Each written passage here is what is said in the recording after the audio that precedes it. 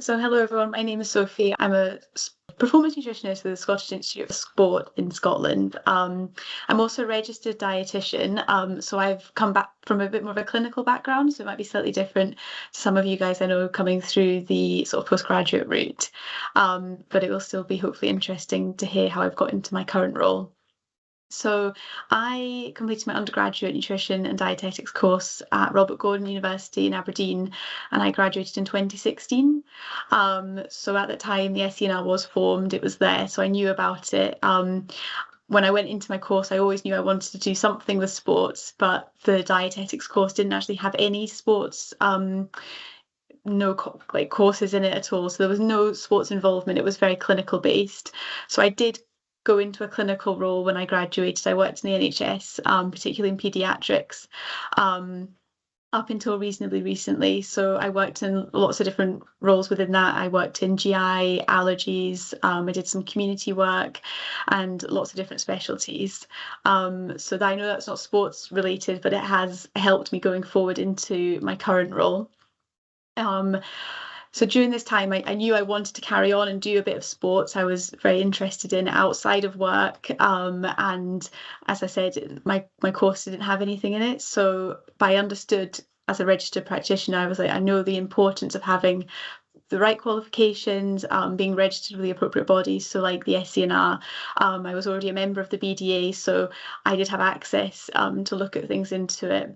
But I knew that was something that I wanted to do. If I was doing another course, I wanted it to have that sort of pathway and be recognised, because I knew as well if I was looking for jobs, that would be something that they were looking for when going into that.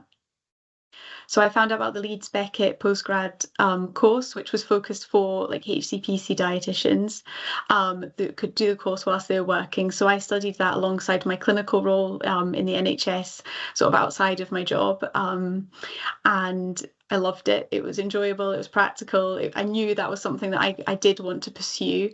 And after I finished my PG cert, I spoke with other dietitians and nutritionists that were working in the field in the area. And I did join as a graduate member with the SENR. Afterwards, I did find it challenging to find work. I was based up in Scotland. There's limited opportunities to do it. So it was something that I had to go out there and really put myself out there to find out more about it. I inquired about several sort of internships whilst working. I listened to lots of podcasts, took a real active interest. I kept my knowledge base up as best as possible, read papers. I engaged in some of the SENR. They had some really good webinars available. So that was really useful to me as a graduate sort of member.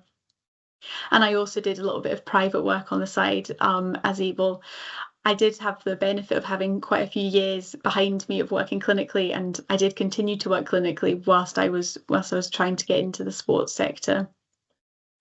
So I was lucky enough, a job came up in the institute here in Scotland as a level 1 practitioner, and an SENR graduate membership or practitioner was a mandatory field on that job description. So I was lucky enough, I interviewed and I got offered the position, which was amazing. And I have not looked back since. It's been such a fantastic opportunity.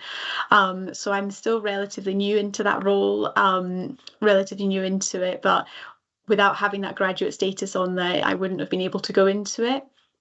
I think it's important to think my scope of practice has definitely changed. So as a clinical practitioner, I was 7 years experienced in particular paediatric roles, so my scope had developed and grown. Whereas going into the sports, I was still a graduate register. So yes, I had experience being a dietitian, but I sort of took a step back a little bit, and I was not shy to say I am new into sports, but I'm ready to learn. And it's been definitely the best opportunities that have come from that. I echo what Mike said. I've got a really good mentor, and that is something that I wanted. I knew that was, for me, would be really important. So going into the institute, I've got colleagues who are also registered nutritionists with the SENR and dietitians, but I've also got that mentor to go to and get support and be able to work with. So my role at the moment with the institute, so I see individual athletes. So I'm not based in one sport, which is quite nice at this point in my career. So I've seen athletes, squash athletes, canoe, sailing, cricket, shooting, athletics, golf. So I've seen a huge range of different athletes. I've done one-on-one support with for a range of reasons. So female athlete health, iron deficiencies, performance roles, obviously, and some immunity work. But as I go through my career, that will develop and grow and change. I've also done some stuff with team sports. So I've helped at hockey national testing weekends. We've done some active work on fueling for different sessions. We've done some practical workshops as well, which has been really nice.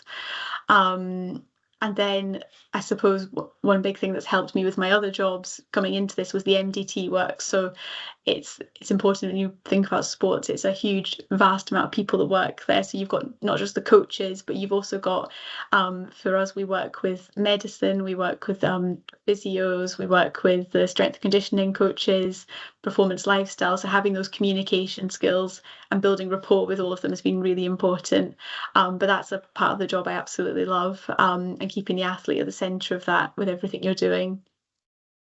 And we've done lots of stuff with developing resources and education and online learning and everything. So that's been a really nice part of the course. So my SENR throughout that has definitely helped. So I'm currently still a graduate register, but I have actually submitted my practitioner portfolio in October. So I will find out the outcome of that hopefully into the new year.